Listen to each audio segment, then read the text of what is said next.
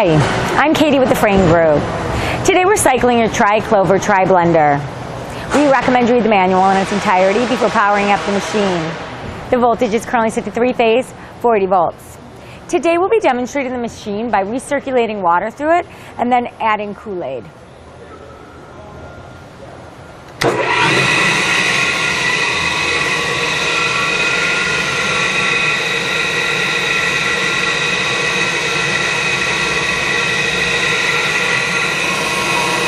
I'll now add the red powder.